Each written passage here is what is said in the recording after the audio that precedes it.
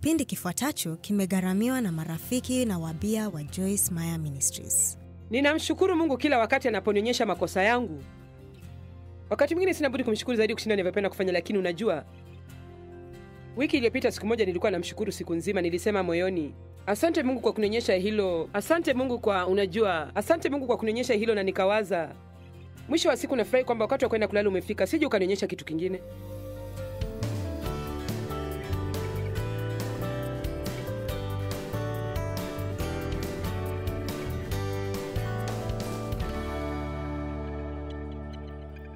Kwa maana mmeokolewa kwa neema kwa njia ya imani, ambayo hiyo haikutokana na nafsi zenyu, ni kipawa cha Mungu, wala si kwa matendo, mtu awaye yote asije akajisifu. Kwa neema kwa njia ya imani. Kila tunachopokea kutoka kwa Mungu hutujia kwa njia ile ile. Kwa neema kwa njia ya imani. Imani yetu katika Mungu au imani yetu katika ahadi zake sivyo vinavyonunua baraka za Mungu, ni ule mkono tu unaopokea baraka. Ni neema ya Mungu na neema yake peke yake inayotupa wema wake maishani mwetu. Hakuna hata mmoja wetu anaweza kuwa mzuri vya kutosha kufaa kitu chochote kizuri anachotufanyia Mungu. Na hilo halipaswi kutufanya tujihisi tuko chini, inapaswa kutufanya tushangazwe na wema wake. Kwa hivyo, kwa neema yake kwa njia ya imani. Pengine unasema, natamani ningekuwa na imani kiasi. Ukweli ni kwamba kila mwanadamu amegawiwa kiasi cha imani. Warumi sura ya 12. Kila mwanaume, kila mwanamke, kila mvulana na msichana ana imani. Una imani ya kutosha kufanya chochote kile unachopaswa kutenda katika maisha wakati wowote. Sema nina imani. Sasa, imani yako inaweza kuonekana dhaifu kwa sababu huenda hujaitumia sana vile. Au pengine unatumia imani yako katika sehemu fulani tu. Kwa muda mrefu, imani niliyokuwa nayo katika Mungu niliitumia tu katika sehemu ya kusamehewa dhambi zangu na kuwa na matumaini ya kwenda mbinguni siku moja. Sikujua kwamba naweza kutumia imani yangu katika sehemu nyingine za maisha yangu. Hamna, kwa sababu hamjaomba. Ukiomba kwa imani, utapokea. Na hebu niseme sasa hivi kwamba unaweza kumwomba Mungu chochote na kila kitu. Huwezi kumwomba Mungu vitu vingi kupita kiasi. Pengine unasema, na je, nikiomba kitu kisichofaa? Hutakipata. Kwa hivyo, unajua, hatuna haja ya kujali na kusema, ikiwa je, sifai kumwomba Mungu kunipa kitu hicho? Basi hatakupa. Unajua, kuna mambo mengine ambayo Biblia inatuambia tunaweza kuyaomba, lakini kuna sehemu nyingi katika maisha ambazo ni za kipekee na maalum na zilizo tu za maisha yetu. Biblia haikwambii umuoe nani au uolewe na nani, haikwambii lini utanunua gari jipya, lakini inatupa hekima. Na kwa hivyo tukifuata mwongozo wa Roho Mtakatifu, tunafuata hekima, na wakati wote tunamtegemea Mungu na kumwomba atusaidie, tunaweza kuanza kuwa na maisha ya ajabu sana. Unaona, sikujua kwamba ningeweza kutumia imani yangu kushinda mambo yangu yaliyopita. Nilidhani nimekwama na hilo. Nilikuwa mwathiriwa wa unyanyasaji. Siwezi kujiita mwathiriwa wa unyanyasaji sasa. Hasha, huwezi kunifanya niseme mimi ni mwathiriwa wa unyanyasaji, kwa sababu si mwathiriwa wa unyanyasaji. Mimi ni kiumbe kipya katika Kristo na ninatembea kwa ushindi. Na haijalishi nini kilitokea kwako, nataka kuwatia moyo. Ondoa kila aina ya fikra za mwathiriwa ambazo huenda unazo. Hatuwezi kuwa bado ni waathiriwa na kisha kuwa viumbe vipya katika Kristo. Kwa hiyo, una imani. Yale tuliyofanya katika huduma hii, yote yamefanywa kwa imani. Hujui kwa kweli vile kibinadamu sifai kufanya hivi.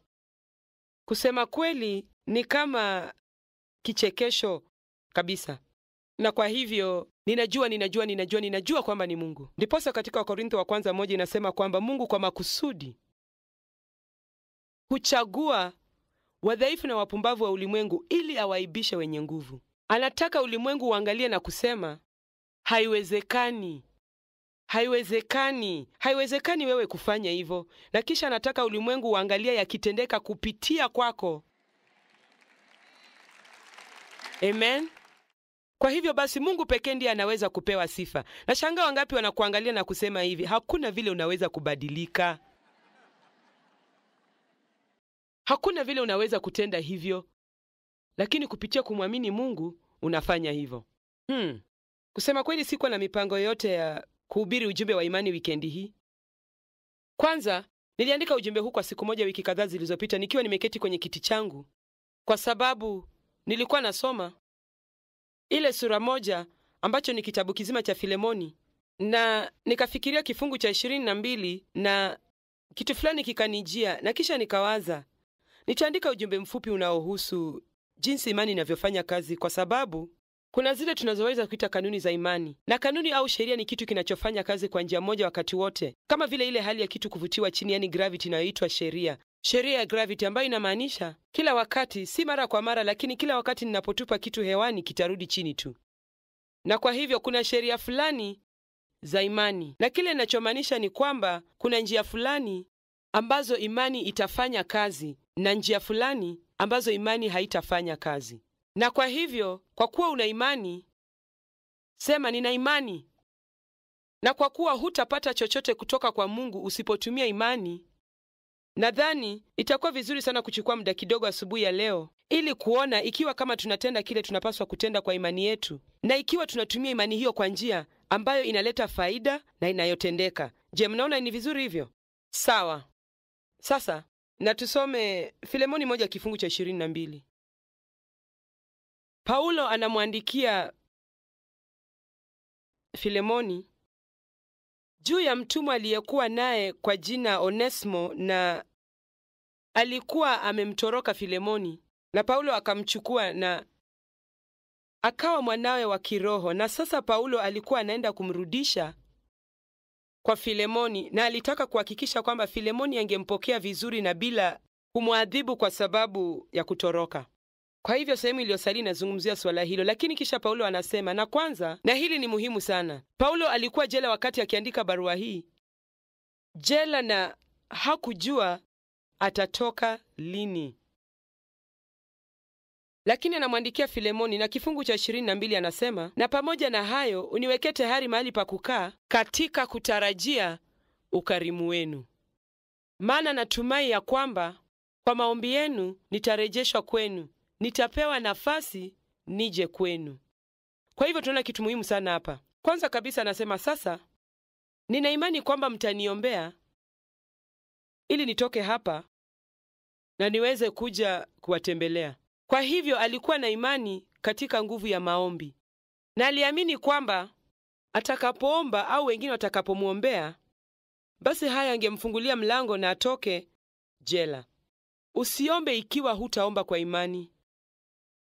Unapoomba, kuwa na imani rahisi, imani kama ya mtoto. Kwanza, kwamba Mungu anakusikia, na ya pili, kwamba Mungu atakupa ulichoomba, na ukiwa unaomba kitu kisicho sawa, atakupa kitu kizuri zaidi. Amen. Kisha anasema, uniwekee tayari mahali pa kukaa. Sasa ninataka kuongea nanyi juu ya nguvu ya matarajio, kwa sababu imani sharti iwe na matarajio hai na yenye nguvu. Paulo alisema, niombeeni, ninaamini nitatoka hapa na nitakuja kuwatembelea. Kwa hivyo mnaweza endelea kuniandalia chumba. Jamani, kuna mtu anaona hii? Mnaweza endelea kuniandalia chumba, kwa sababu alikuwa na hakika kabisa ataweza kwenda huko. Wanawake wajawazito huwa tunasema kwa Kiingereza ni expectant, kwa sababu unajua jinsi ulivyo wakati mjamzito. Unapokuwa mjamzito na shauku fulani, unapokuwa mjamzito na lengo la maisha yako, unapokuwa mjamzito na ndoto ya kukuweka huru kutokana na vifungo, au mjamzito na ndoto ya kufanya jambo kubwa kwa ajili ya Mungu, au chochote kile, tengeneza nyumba yako vizuri, au hakikisha ndoa yako imepona, au chochote kile, kinapaswa kuwa kitu kilichokujaa, lakini unapaswa kuwa na matarajio. Amen? Kutarajia. Watu wengi hawatarajii chochote, kwa hiyo hawapati chochote. Watu wengine wana mtazamo huu, nitasubiri nione kitakachotokea. Siwezi kamwe kuishi namna hiyo. Usiishi na mtazamo huu wa nitasubiri na nione kitakachotokea. Huwezi kujua kamwe Mungu atatenda nini. Huwezi kutarajia mengi. Katika Isaya sura ya 30 kifungu cha 18, Kuna andiko zuri sana ambalo nililishika miaka mingi imepita. Na kwa kweli Biblia inasema katika Isaya 30:18, Bwana atangoja ili awaonee huruma. Kwa hivyo hiyo inamaanisha Mungu anangoja nafasi ili aweze kuwa mwema kwenu. Mnaona hiyo? Bwana atangoja kwa bidii, na hilo neno kungoja linamaanisha kutarajia, kutazama na kutamani ili awaonee huruma, na kwa hivyo anajiinua juu ili akuhurumie na kukutenda wema. Kwa maana Bwana ni Mungu wa haki. Wamebarikiwa, wana furaha, wana bahati na wanatamaniwa wale wote wanaomngojea kwa bidii, wanaomtarajia na kutazama na kutamani ushindi wake, na kadhalika na kadhalika. Kwa hivyo urahisi wa haya ni, ikiwa ulikosa, kwamba Mungu ameketi katika kiti chake cha enzi mbinguni na anaangalia, anangoja, anatarajia, anamtafuta mtu amtendee wema. Lakini anaweza tu kumtendea mema mtu anayemngojea, anayemtazama, anayetamani na anayemtarajia amtendee mema. Sasa ikiwa unaweza kushika kitu hiki kimoja, inatosha kuleta mabadiliko makubwa katika maisha yako. Kwa sababu hebu niwaambie hivi, unatarajia nini zaidi ya vile ulivyokuwa navyo awali? Matatizo zaidi, kuvunjwa moyo zaidi? Unatarajia kufutwa kazi kwa sababu ulisikia watu watapunguzwa? Kwa hivyo hata ikiwa utafutwa kazi, mtarajie Mungu akupe kazi nzuri zaidi kushinda ile uliyopoteza. Na usisubiri hadi umezama karibu mwili mzima ndani ya tatizo lako. Anza kutarajia sasa hivi. Na isitoshe, hebu niseme hivi, unapaswa kusema matarajio yako. Wakati umejaa matarajio, huwa unaongea juu ya kile unachotarajia, huongelei kile ulichonacho.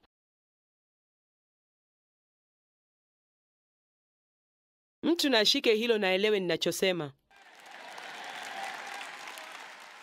Zaburi 27:14.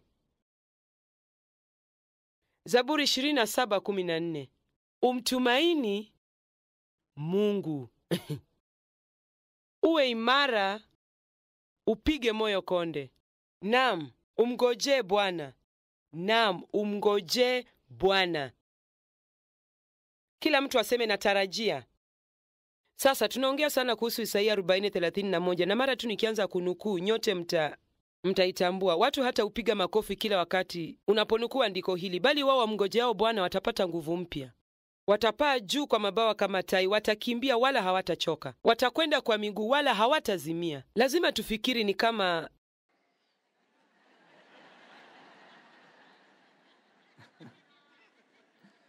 lakini kweli ukisoma na uchambue neno hili kungoja katika lugha yake ya asili, au uangalie maana yake katika Biblia ya Amplified ambayo inafafanua baadhi ya maneno ya lugha ya asili, inasema kwamba wale wamngojeao, wamtazamao, wamtamanio na kumtarajia Bwana. Kwa hivyo, wakati unamngojea Bwana, huenda hutakuwa unatenda kitu chochote kimwili, kwa sababu unaweza kuwa katika hali fulani maishani mwako kiasi kwamba huwezi kufanya chochote. Na kwa hivyo wakati mwingine tunasema huna budi kumngojea Mungu tu. Lakini kungoja huko, ijapokuwa hutendi kitu kusuluhisha hilo tatizo, kiroho unatenda kitu sana. Usijikalie tu kiroho, kaa ukitenda kiroho katika kutarajia. Mungu, ninatarajia ushindi. Huenda leo ndiyo siku. Unaweza hata kutumia ufikirivu wako, na sijaribu kuwachanganya na kufanya mambo yasiyoeleweka na kuzama katika aina fulani ya udhibiti wa akili. Lakini tuna ufikirivu. Tunadhani tunapaswa kuutumia kufanyia nini?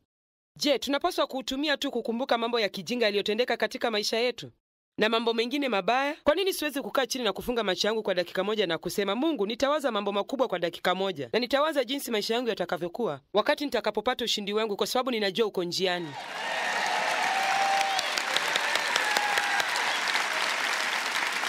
Amen. Kwa hivyo, imani imejaa matarajio. Pili, sharti tuelewe kwamba imani ndicho kitu pekee kinachompendeza Mungu. Waebrania 11:6. Pasipo imani haiwezekani kumpendeza. Kwa maana mtu amwendeaye Mungu lazima amini kwamba yeye yuko. Na hasa napenda sana ile sehemu ya pili ya hii. Na kwamba huwapa thawabu wale wamtafutao.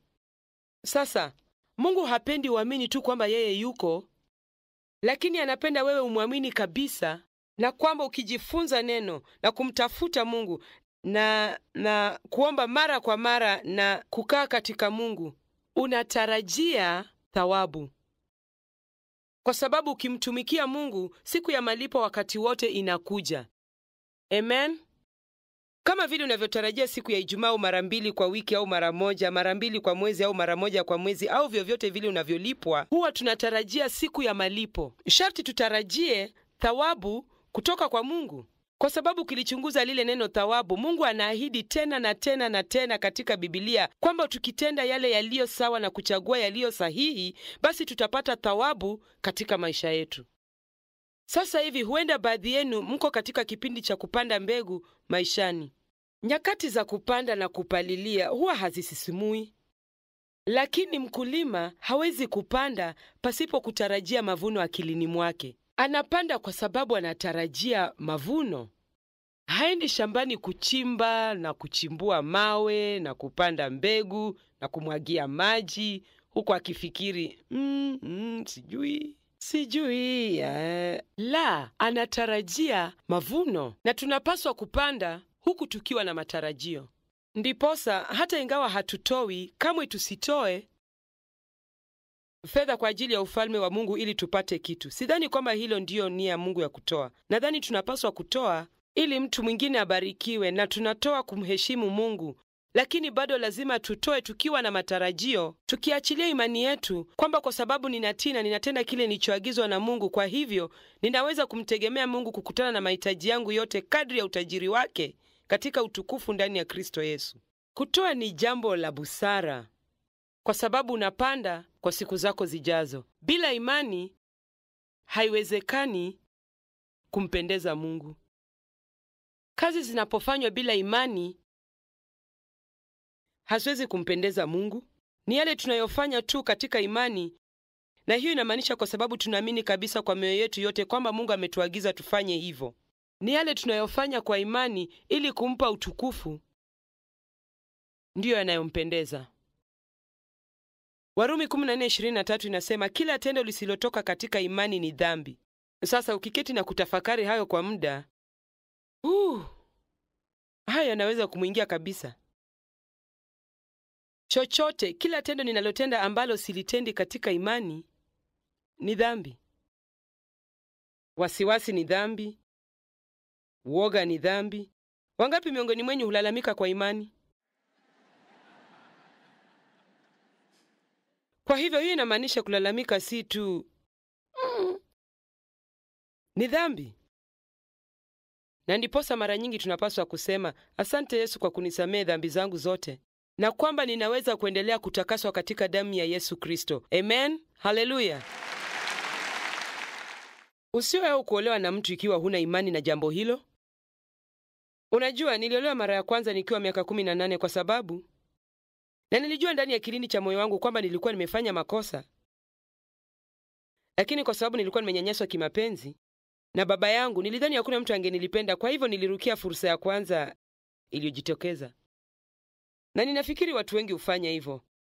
Wamekata tamaa, wanaogopa huenda hawatapata mtu yeyote, au wanajaribu kuondoa hisia za upweke kiasi kwamba wanafanya kitu wasichokuwa na imani nacho. Na kisha wanapata tabu kwacho kwa miaka mingi sana. Usifanye kitu usichokuwa na amani nacho. Ikiwa huwezi kufanya kile unafanya kwa imani, basi usikifanye. Usisukumwe kutenda mambo na marafiki zako, mambo ambayo unajua upasi kuyafanya. Ikiwa unahisi si sawa kwenda kuona sinema fulani, sijali ikiwa kila mtu anaenda, usiende, kwa sababu huwezi kuenda kwa imani. Jamani. Ndiyo. Mmenyamaza sana kwa hili. Sasa sijui nyinyi, lakini napenda mambo haya. Ninapenda kupewa changamoto na neno. Haswa ninapenda wakati Mungu anaponikosoa au kunikaripia. Sipendi kweli kwamba nilifanya kitu kibaya, lakini nafurahi sana kwamba ninaweza kukosolewa na Mungu. Sihukumiwi kwa hilo, ninasisimka. Yaani namshukuru Mungu kila wakati anaponikosoa. Wakati mwingine napaswa kumshukuru zaidi ninavyopenda kufanya, lakini unajua nini? Wiki iliyopita siku moja nilikuwa namshukuru siku nzima. Nilisema moyoni, asante Mungu kwa kunionyesha hilo. Asante Mungu asante Mungu kwa kunionyesha hilo. Na nikawaza mwisho wa siku nafurahi kwamba wakati wa kwenda kulala umefika, usije ukanionyesha kitu kingine. Nashukuru Mungu kwamba kila siku haiko hivyo, lakini jifunze kufurahi kwamba mna aina hiyo ya ushirika na Mfalme wa wafalme na Bwana wa mabwana, kwamba nawapenda kiasi cha kutowaacha katika hali hiyo ambayo mliomo. Naipenda. Kwa hivyo kwa kiasi fulani ninaingia kwenye biashara yako na kusema chochote unachofanya ambacho si cha imani ni dhambi, basi shukuru kwa ajili yake. Chochote kinachokufanya kuhisi kutotulia kitini lazima ni kitu unachohitaji. 3. Imani lazima msingi wake uwe ni neno la Mungu. Zaidi ya chochote, kwanza kabisa tuna imani katika Mungu. Biblia inasema muamini Mungu. Sasa nimewaambia mbeleni kwamba sote tuna imani. Kila mwanadamu amepewa kipimo cha imani. Sasa hebu niseme hivi, kile unachofanya na hiyo imani ni juu yako. Unaweza kujiamini mwenyewe, hiyo haitakusaidia, lakini ikiwa unataka kujaribu kwa miaka michache na usumbuke kabisa, endelea. Unaweza kuweka imani yako yote katika watu. Na sisemi kwamba tupasi kuamini watu, lakini naweza kuambia kwamba watu watawavunja moyo na kuwakatisha tamaa. Hatuna uwezo wote wa kutovunjana mioyo kwa sababu sisi si wakamilifu.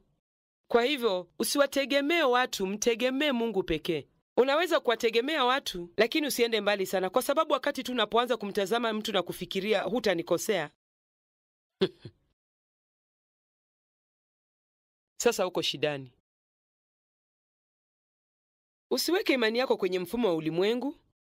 Hakikisha unamtegemea Mungu. Mtegemee Mungu. Nchi yetu ilifanywa kuu kwa sababu wanaume na wanawake waliokuja hapa walimtegemea Mungu. Na katika taifa letu lazima turudie kumtegemea Mungu. Siasa bila Mungu ni kitu hatari. Imani lazima iwe na msingi. Kwanza kabisa, weka imani yako katika Mungu. Unaweza kuwa na kazi nzuri na wanaweza kukulipa kila wiki. Kama ningekuwa wewe, singetegemea tu hiyo kazi kutunzia maisha yangu yote. Mtegemee Mungu. Na pengine ukihitaji pesa zaidi, lakini huongezwi mshahara kama unavyotaka kazini, usiwakasirikie, mtegemee Mungu.